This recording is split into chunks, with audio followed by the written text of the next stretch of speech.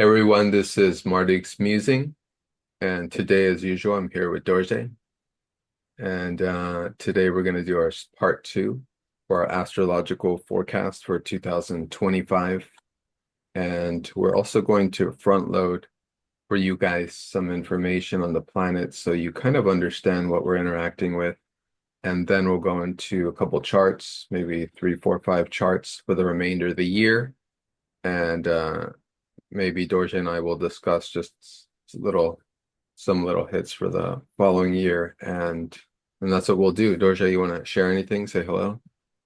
Hello, everybody. Yeah, we're moving into an exciting 2025, and you've probably heard, if you're interested in the subject, a lot of astrologers who are deeply kind of troubled or intrigued by what's going to happen in 2025. And so we already covered the first half in episode one, which you can find on our channels, and now we're going to launch into the second half here. I do have a question for you, Mario.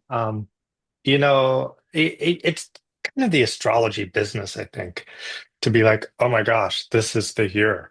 Because I remember that in 2020, 2021, 2022, 2023, and 2024. Like everybody's like freaking out, like this is going to be such a big year. But it does seem like this year is going to be monumental in some shifts that are occurring. And when we're talking about 2025, when we're reviewing the year ahead, we do touch in on personal effects that one might see in one's chart, but we're mostly focusing on, the mundane quality. And mundane astrology is associated, or it's about what is happening in the world body politic, and the world soul and the movement of humanity. That's more of what mundane astrology is about. Um, so there's different ways of approaching it. Like you call Mario or you call me, you get a personal reading. That's your 2025. But here on, the internet, YouTube, blog sphere, uh, we're talking about the world in general with some very general statements for personal experiences that might occur. Yeah, I think you said that very precisely and clearly. Essentially, what we're doing is presenting to you the movie that's going to be playing this year. Yeah. And, I think it's important to acknowledge for everyone that this movie will be playing and it will also be playing on your attention and attempting to subsume your attention so that you're actually giving away your essence to it. So this, in essence, will be a good reminder also for what to look out for because we're all busy with our lives. And the first 6 months of the year that Dorje and I covered is actually the time to really put your goals forward with great impact. The latter part of this year will be more of a reflection. Okay, how did I handle it? What do I need to modify, add to, subtract? But the impact, and as Dorje said, in the context of these last 5 years, and how every discipline is guilty of attempting to over enlarge its importance, especially astrology as well. Regardless, we know that 2020 was a huge year. And certain astrologers were aware that that conjunction of Pluto and Saturn were going to be of great impact, which of course is historically had to do with plagues, and it's what happened essentially. But yes, 2025 is a year of equal, if not more, impact. However, it's going to be more the first 6 months as I see it, because the leading up to maybe I'd say mid-spring and to mid-year, we're only going to get a taste of what we're fully going to experience in 2026. Hmm. So that is why I would underscore what Dorje is saying in the sense of that is why 2025 is really important. Not because the whole year is just going to overwhelm and drive us into some uncharted transhumanist dystopian nightmare? No, because it's going to give us a of the dystopian transhumanist nightmare so that we can adjust to it and position ourselves for how much we want to be involved with that and how much energy we have to create our own kind of reality or extension of our goals and in what context that may work in. Dorje, you want to add to that? Or you want me to start putting up? Uh, no, so that was great. Yeah, yeah, that was great. Yeah, start putting up some charts and let's take a look at what is going to be rolling our way. Okay, so I'm gonna put up first the front loading for everyone because this is what we're doing here is mundane astrology. So what that means is that we're interpreting the planets as expressions of different classes of society and how they interact. So today, when Dorje and I start discussing the planets in our wayward way, as we do, keep all this in mind. Maybe write it out, maybe take a screenshot. Very generic write-up I did last night. So the sun represents our leaders, our heroes, and our fathers in our life. And so, I don't know where, Elon Musk and Trump and all these guys fit in because certainly not my leaders. They're leaders of the collective. They're Mm. certainly not my heroes either. But they have the heroic roles because those have been given to them in some context. And they're certainly not my father, in any extension of the term, in any hint of the term. But I just give that to you guys as examples that we have. They may not be our personal leaders or our personal guides, but they do represent that stigma as a collective. They are representing that. So I just wanted to make that known. Our moon is going to be, of course, our mothers and our protectors and our gatherers.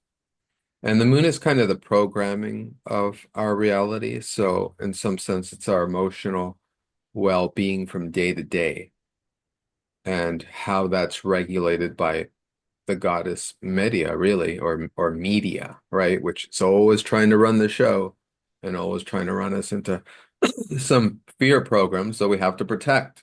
So that there's a relational energetic with the moon. Mercury is our intellectuals, the fools, right? I love the concept of King Lear, right? Or in Shakespeare, right? How the fool was the only one who would tell him the truth, tell the king the truth of reality.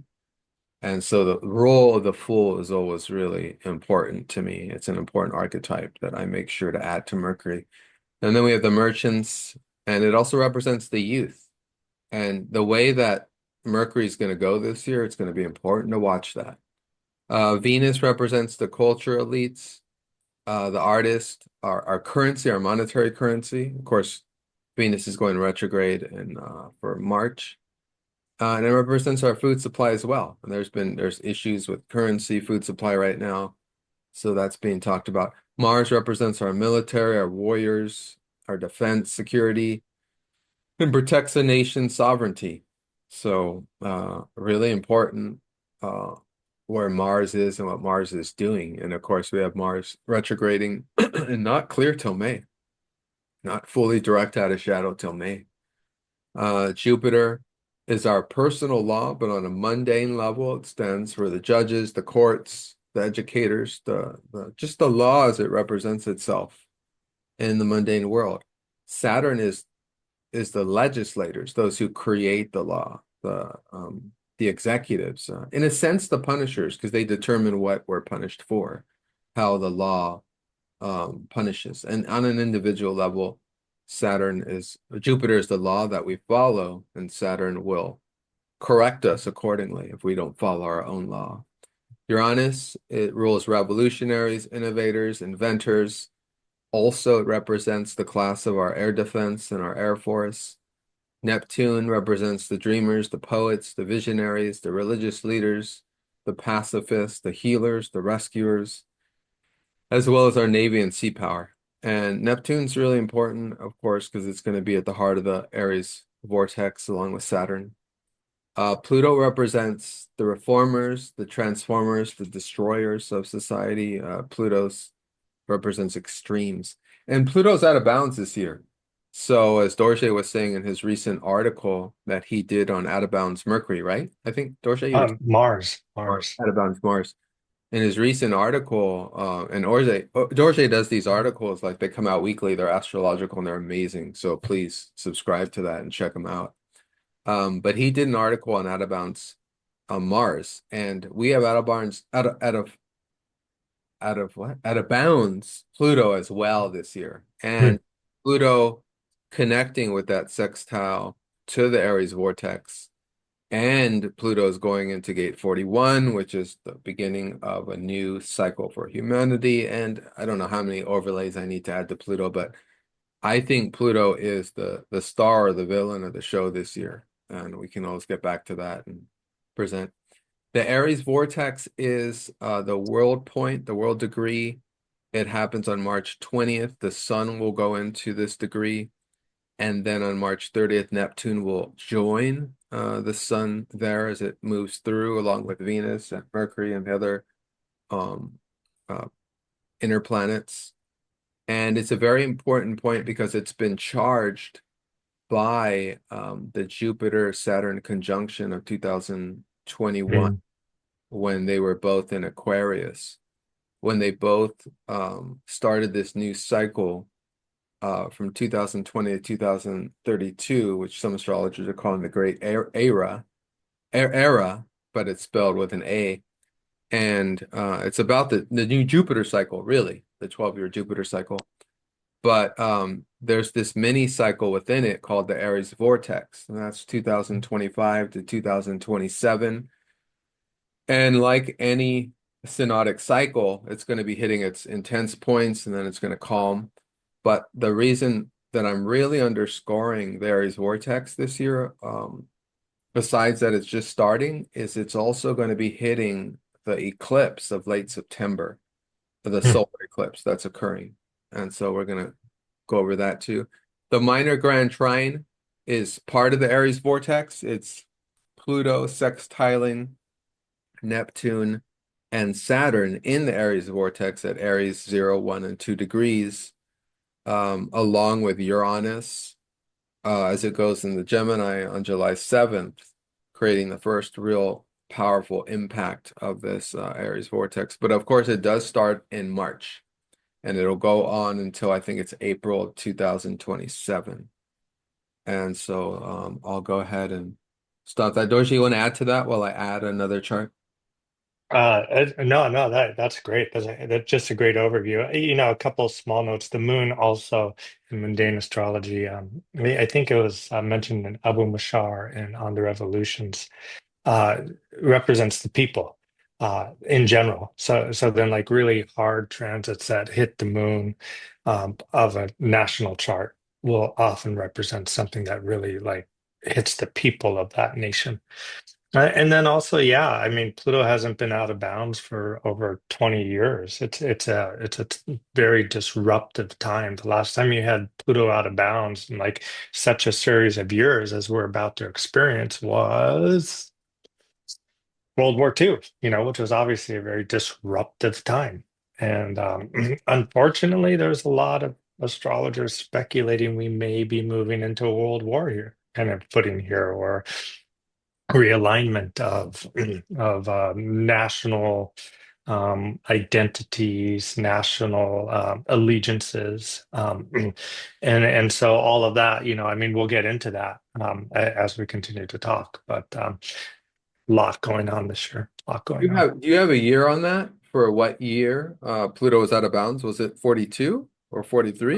So as starting in March 1938, and then finally moving out of that cycle, May 1953, Oh wow. peaking in April 1945. And so then it was out of bounds briefly in the late 80s, October 86 to September 89, and November 87, September 88. What was that? The fall of the Berlin Wall, right? Same time. Now it's going to be out of bounds every single year up until 2035, off and on, peaking October 6th through 16th, 2030, which is really interesting. That's the Iron Dog year in the Tibetan Buddhist Kali Chakra calendar. And there is a prophecy that's very old in Tibetan Buddhism that during the Iron Dog year 2030, there will be a nuclear war. So let's all hope and pray that such kinds of things do not occur, such horrors do not descend upon humanity. Yeah, we know that this era period from 2020 to 2032, I think we know on a collective level, an intuitive level that there's going to be a lot of wars, and Mm, hopefully it won't get to that extremity. Okay, so yeah, war is a terrible thing. go ahead and share. Yeah, especially when it's not our war, and that'll be a theme this year because if things get to the point where some countries are seeking, a draft or something, Mm. we're looking at like a 60s thing again, where people are like, I'm fighting for who? For what exactly? Oh yeah, yeah, for Or sure. going to be Yeah. want any part in it because who's we're fighting the wars of bankers, there's no real wars between individuals. These wars No, yeah. political. These are all wars for profit, and tech innovation, and pretty much our souls and our minds. And you know, okay, let's start on the first chart. We're getting too crazy without looking at the chart. Okay, so what I got up is this is the Jupiter Venus conjunction of August 11th. I was like, oh, is there Mm. something hopeful this year? Is there something that's shining, that's gonna feel really nice and great? And this showed up. And at this point, Jupiter, I'll just start us off, Dorje. And at this point, Jupiter will be in Cancer already, which is going to be in Cancer for about a year, um, Hmm. starting in June till next year.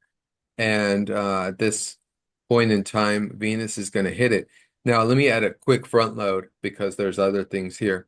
I did add two types of asteroids here. So I didn't add the hopeful healing, asteroids. I apologize for that. What I left on was the disturbing dark death abuse asteroids along with asteroids that significate financial shifts. So just let Hmm. everyone know. Next time I'll be sure to have the healing asteroids up because it is a healing year and it is about healing with that North Node in Pisces. So, Hmm. but I'll just start there. It's at the here in this chart on August 11th, Washington, D.C. I have it at 10:55 in the morning, occurring as a conjunction, almost ex pretty much exact. I have it with Libra on the ascendant, and thus Jupiter and Venus on the midheaven. So I think that's really nice. Uh, Hmm. what do you think? What do you want to add? That's it's just yeah, it's very beautiful. Right off the bat, you notice that the moon, representing the people, again representing the people, is going to be trining Venus and Jupiter and the North Node. So some kind of like cultural healing movement, some kind of personal healing movement. It's just a great time for feeling like some kind of resolution can occur that feels like, hey, everything's moving in the right direction. That there's shifts here to be hopeful about during this year, and that there's times of ease that are going to occur. And those times of ease, early August. You're also at the exact same time that so the moon is going to hit that Venus and Jupiter, representing like a good and just law and wealth and plentitude, summer of love, like, hey, that's like it's kind of a summer of love aspect. Look, you got that Cancer, you got that Pisces. Uh, the North Node is also involved, trine. So there's like, okay, we can move in a direction of hope. We can move into a direction of universal understanding and peace. Don't know what it's going to be, but that's very, very attractive. Also, a great day for, a wealth creating or generating astrological election, all you got to do is get that ascendant to clear Mars, because the ascendant, when it's if you put Venus on the midheaven, um, and Jupiter on the midheaven, then you got to get the ascendant to clear Mars, to use that as a practical election. But there's many. Maybe you'd want to, I don't know, let's see, if you put um, Sagittarius on, no, that doesn't do it. Let's see, if you put um, Pisces on the ascendant at that time, conjunct the moon, conjunct the north node, you get Jupiter and Venus uh, conjunct in the fifth house, and you get Sagittarius in the 10th house. Like, if you have any type of creative business endeavor you want to launch, that is the day to do it. That is a really great day for that. So those are my quick thoughts.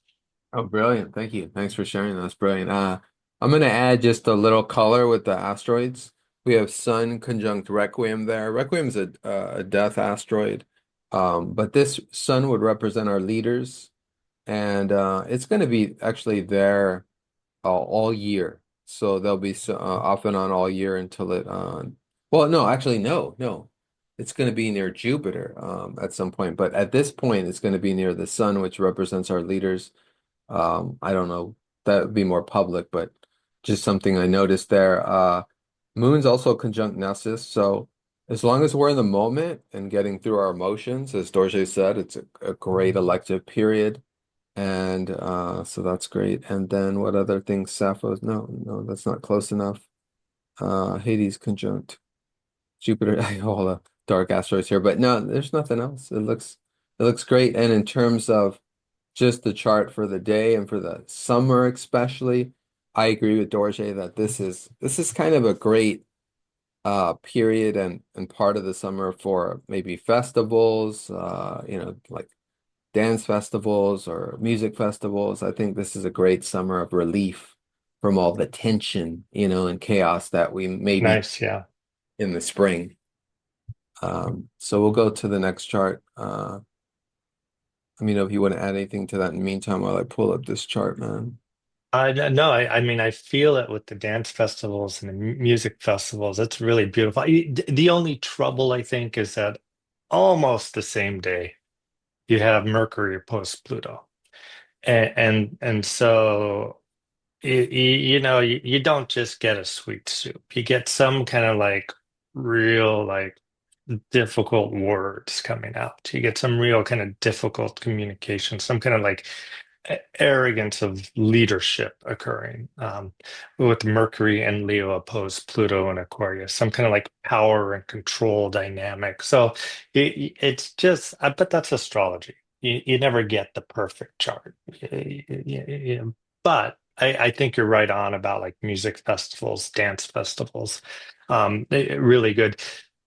Unfortunately, also you have Mars opposing Saturn, retrograde Saturn on that same week too. Um, I wouldn't, I'd be careful, about it, putting yourself in a place where you could be in danger just because things are feeling good on that day. Because Mars opposed Saturn, Mercury opposed Pluto. It's a little bit of like well, the road is good, but if you fall off the cliff on either side, it's going to be a long way down. Yeah, definitely want to underscore what Dorothy is saying. Pluto opposed Mars can also represent in your life as someone taking on the archetype of the Mars or the Pluto. So watch Yeah. out for interactions. Just look for reconciliation and resolving polarities, when you're interacting with others. We just recently went through another Mars Pluto. So how did this weekend go for you? How did it affect you, the recent Mars Pluto opposition? Because it's been in the air and it's going to be continue to be in the air for all of 2025, off and on. Yeah. Just kind of like as a slight edit there. So it's going to be a Mars Saturn opposition and a Mercury Pluto Oh opposition yeah. on Okay. this particular day. Mars and Pluto are going to be trying each other, trying Uranus. which is it's actually a nuts day. August 11th is a nuts day. Like it's a little bit of like, well, some people are going to be in the meat grinder, and just like dealing with some kind of like totally new upheaval or change of direction or change of plans, and other people are going to be like in the ethereal like delight of being alive, and so you draw your lots, and if you craft your life well, you get to choose where you are on that day. So I would suggest to all our listeners that they definitely this year craft their life well and are very intentional with what they do and what they get involved with. Yeah, once we get to the eclipses, I'll kind of narrate a little picture of the year so you guys can see kind of clearly and make plans accordingly.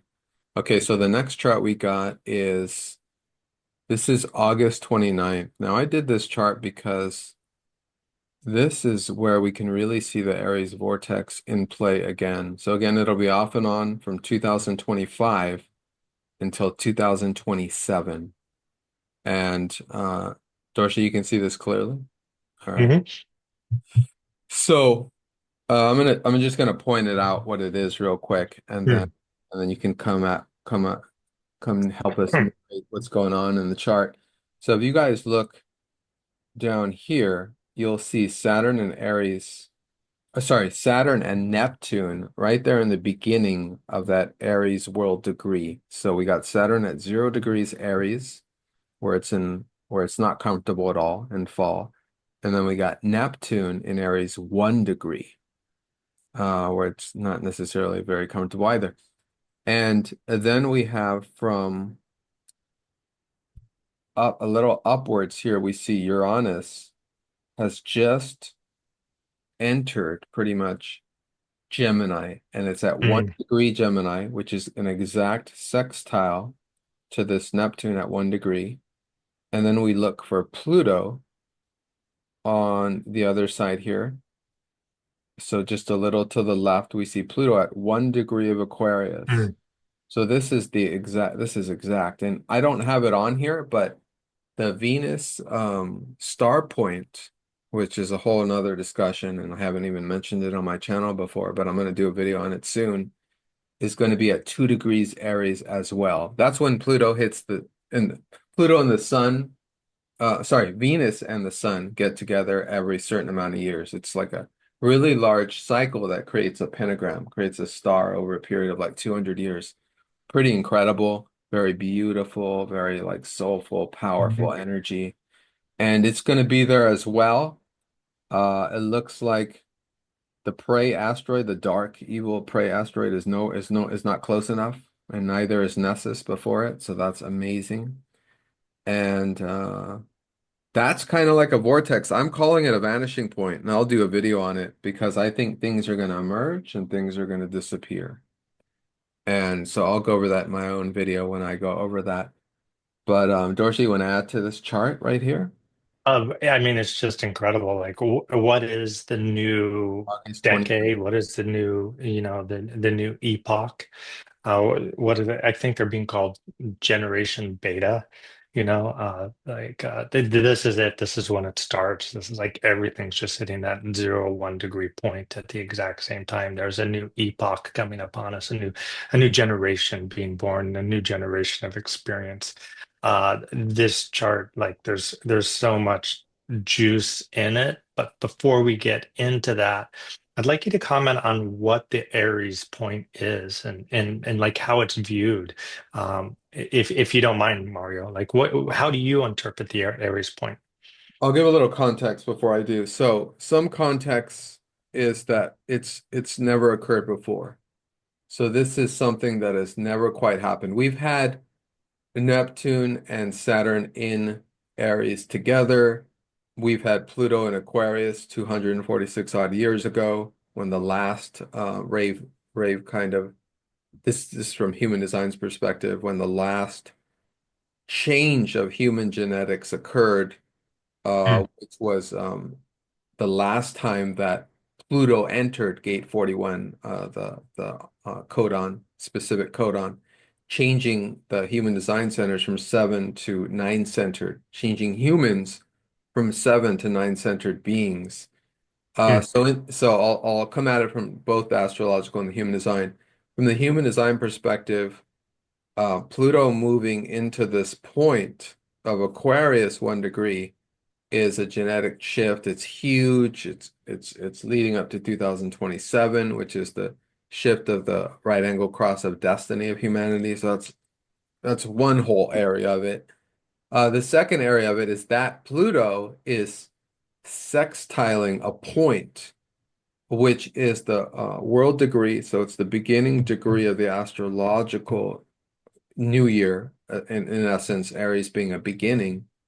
And we have Saturn and Neptune there. And in addition, it's in sextile to Uranus and Gemini, which historically has been associated with war, with also innovation, but that's innovation related to war and related to agriculture and the last big shift was industrialization. It was a technological Hmm. shift into industrialization, whereas now it's into AI. So it's another technological shift, another kind of rung of the ladder of man climbing down into this dark destiny of giving up his spirit to prosthetics. Is one way of looking at it. Like it's like what is happening? Is it a real merger between iron and clay? And so anyway, so we have those three themes happening, all coordinating in this one part of the chart, the 0 and 1 degree Aries, along with the Venus star point. And to me, it's creating a vanishing point as I see it. But it's also, well, a vanishing point in terms of, as I was saying, things that can become present for humanity and things that can disappear for humanity. And as I see it, and as I said in my last video, and one of my buddies called me on it, was I did say something to the degree of a collective awakening, but there is no such thing as just as one just collective homogenized experience of reality. We're living in a time when we may have had, of course, 10, 30, 40 years ago, one kind of media construct where we all coordinated to this one reality. But since the inception of cell phones in 2008, we are all now lost in, well, not necessarily lost, but we're all wandering in our own reality, our own stream. I mean, these algorithms of modern tech are actually subjecting us to our own realities, our own fragments, our own kind of, you know, um, I like to use the analogy of like shards of glass. Like maybe the image of the collective is one whole image, but it's all fractured with all these shards of glass, and we're all like in our own shard, seeing our own fragmented perspective of the collective. We're all kind of in our own stream of reality these days. I mean, that is what it seems these algorithmic AI and ASI um, technological innovations are taking us, the reality that we're being given, essentially. So, I said a lot there. Let's see if I can wire it all back together. I guess I'm saying that this point is just so much energy is putting into it that it is in essence a moment of some kind of either awakening or just really just straight up just a possibility of making anything happen that you want to happen in your life.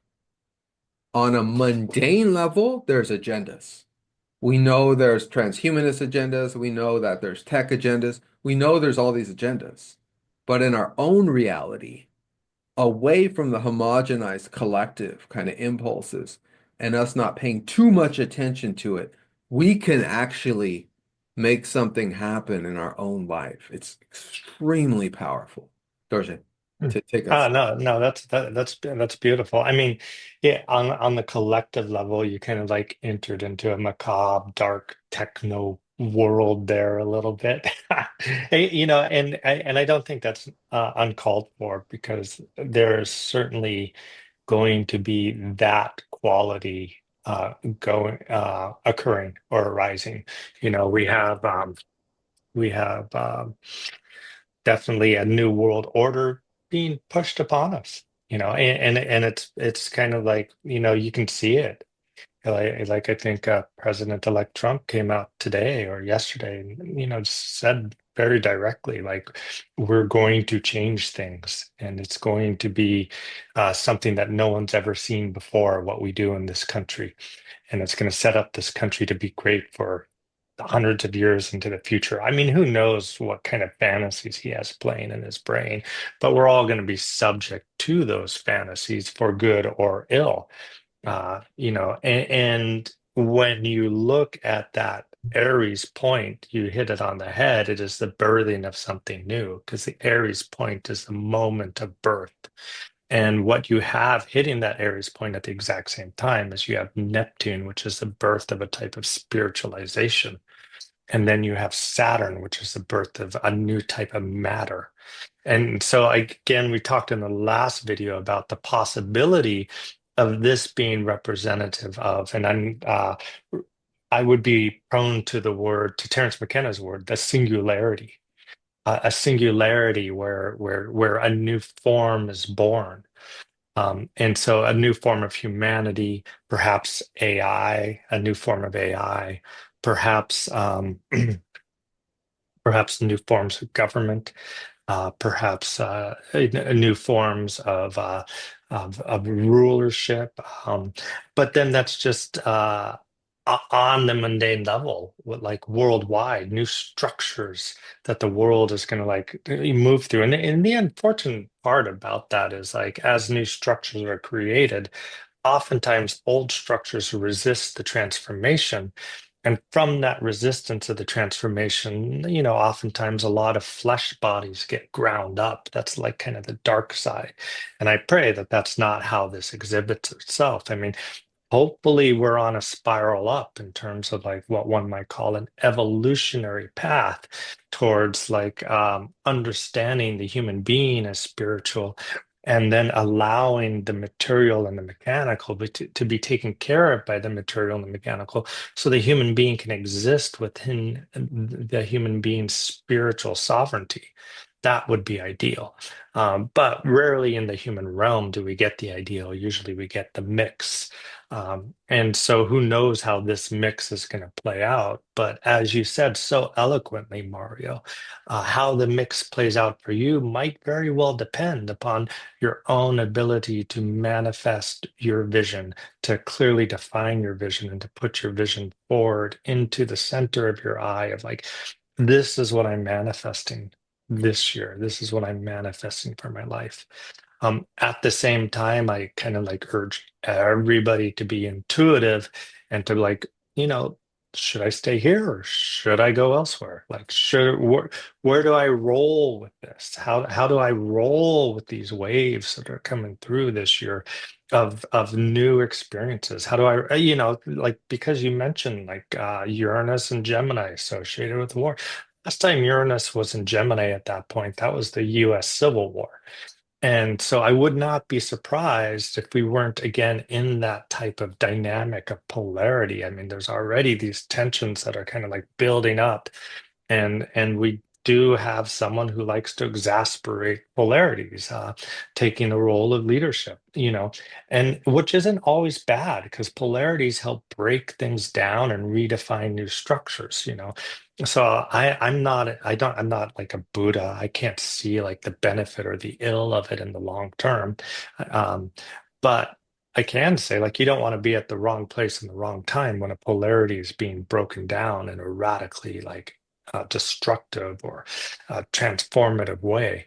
Um, and with that, I would hope that again we're on the spiral up, and we can go through this process of transformation and redefining ourselves as a species, as a metric of the world soul, in a way that's not as physically violent and is more um, mentally and technologically transformative. And like a lot of the work now that's being done on arguing about what kind of governments we should have or what our places should be in the world are done over the internet through memes, through social media channels, rather than through direct physical conflict, which is a change. That's a change from the previous like Right. 5,000 years. And maybe that's a good thing, although there's still areas like if you're in Gaza or if you're in Ukraine or or Syria, you've still kind of gone through it over the last decade as these new technologies come online and change the way that war is fought. But I don't want to go too deeply into the war because it's a dark subject, and my hope is that instead that this new Aries points and new singularity, the singularity of these planets hitting the first degree of Aquarius, of Aries, and of Gemini, air and fire signs, is a spiritual awakening for humanity. That would be my greatest aspiration. Um, so eloquently expressed, Dorje. I appreciate. I'm gonna add to that a little more because it's just so. I mean, there's so much here. What I want to add is Dorje's point about us retaining the soul, our souls, our spiritual essence through this, whatever it is, this. It's even more disturbing when you express it in a human design frame because it sounds like the time of humanity's end is near. Not in existing as humans, not as continuing to have human lives and families, not in that sense, but in the sense that the program will no longer be supporting what it is to be human. And this is actually said quite literally for 2027 in the right angle cross of the sleeping phoenix.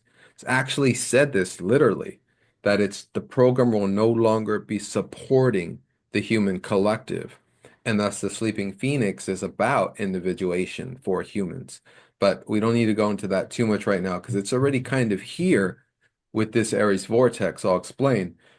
Now, Dorje's point about retaining our spirituality, we could actually see that in the sense of us not giving our sovereignty nor our power away to AI and making sure we're retaining our control over it and not giving away our power to it, meaning to say, like we have now, we utilize AI for, hey, what about, can you give us some information about this? Can you construct this image for us? Can you do this for us? Okay, great. Let it be let it continue to be our secretary. Let's not give it any more power than that. Otherwise, Mhm. otherwise it could be we've already seen evidence of this. There have been reports over the years, and they continue of an inimical expression of what it is to be human from these AI bots or voices that come about. These have been reported over the years. An expression of a hatred of humanity. It makes me almost want Mm, to go into like a Rudolf Steiner kind of perspective about how AI has always been here with us. The aromatic mm, have always been here, which I have to agree with. Um, but I want to say though, I want to say for for the positive perspective of this, if us retaining our spirit would look like us continuing to be in charge of it and not giving away our power to AI or ASI. That's number one. Number two, I'd say is to illuminate kind of what already is starting to become plain and aware to us is these new structures that our leaders are talking about, could look like the long rumored smart cities that people have been talking about, which it seems like the new leader is renaming freedom cities. Now, mhm, I mhm, just want to add a fun anecdote. Like for years now, since about 2013, in the context of younger generations, I've been referring to smartphones as dumb phones. And it's been hilarious to watch the reaction I get from kids and from younger people. Like, what are you talking about? Like, as if taking it personally that I'm calling their phone dumb, right? mhm, But essentially, it is. It's not a smartphone at all because it's just an imitation of us. It's just our like centuries obsession with projecting technology onto something outside of us to replicate ourselves. The age-old narcissistic tale of us recreating ourselves, right? So we can see ourselves from a different vantage point, right? That's what the artist does. That's what art is about. That's why humans express art. Now, so it's ironic to me that these cities are that are supposedly in construct are being called free dumb cities. And I expressed that very directly and intently because I don't see how I would want to go to any new place, new city that's being constructed for me on some homogenized, collective, solvent, save all ideology. That's disturbing to me.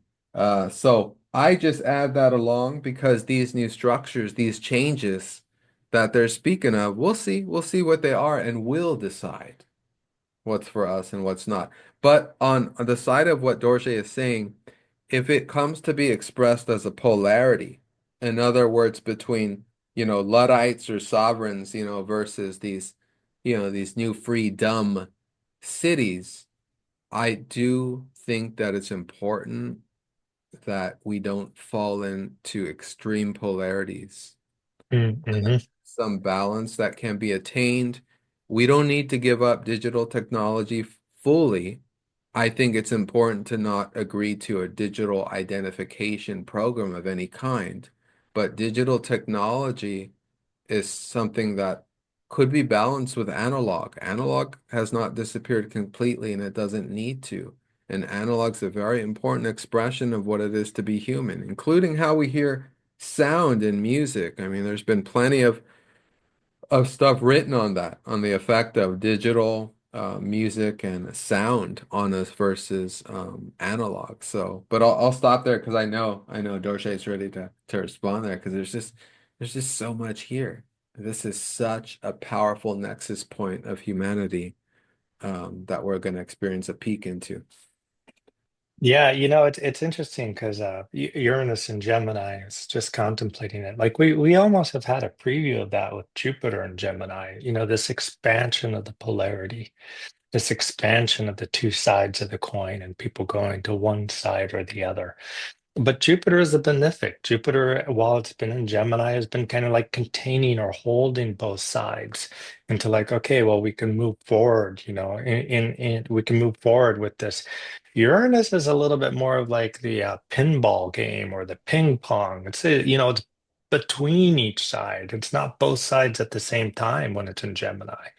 It's a bouncing back and forth radically between, the tension between technocracy, technocratic cities, technocracy, and then the tension between being a humanist, And I still maintain that, the value of being a human is going to be being a human going forward.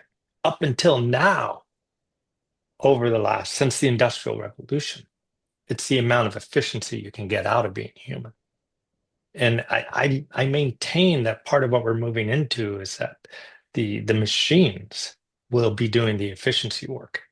And then the creative being is going to be what the human work is going to be. That maybe it's a little bit rose-colored glasses on my eyes, but I'm a positivist in the end, No, so that's what I'm hoping, and absolutely like Peter Thiel, Elon Musk, they are both big fans, along with a lot of the big money people in Silicon Valley, of technocratic freedom cities.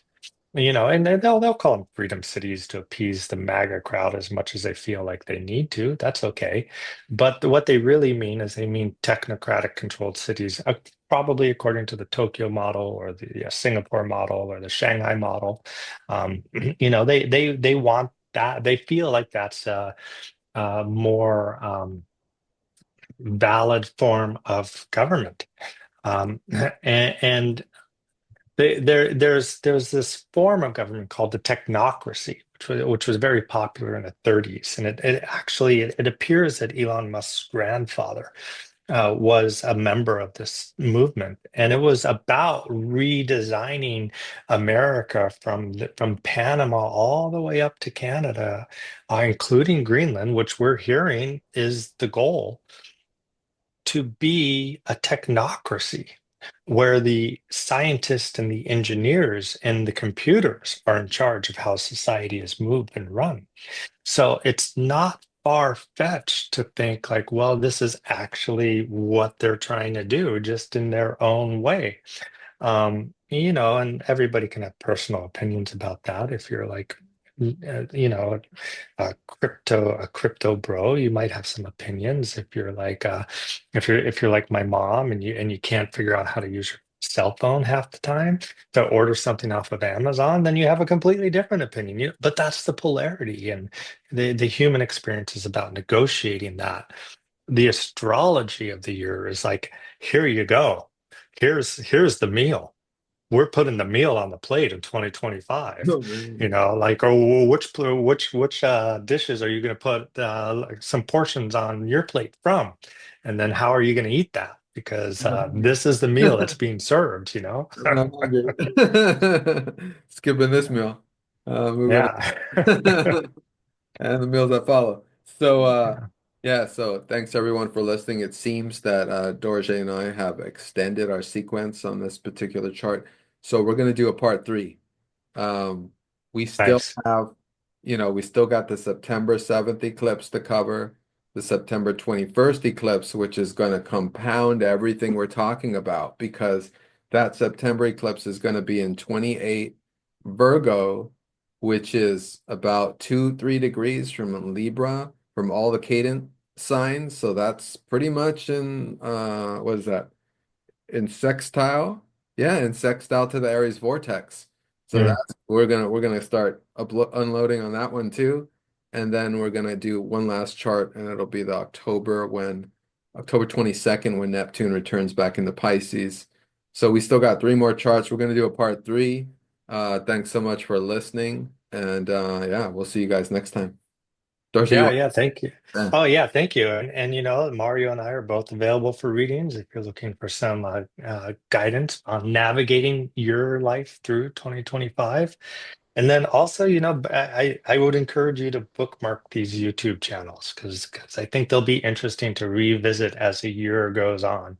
And not only will we do a part three, but then we'll do a year-end wrap-up too to just see like how it went. Uh, Yeah. you know, so thank you everybody for taking time out of your life to listen to how we're seeing the unfoldment of the year based on the movement of the planets and bodies and the human design channels. Thank you very much. Thanks. And one last thing Dorje reminded me of, the structure I promised you guys will be like this. Keep in mind that March is the eclipses and September is the eclipses. So you want Hmm.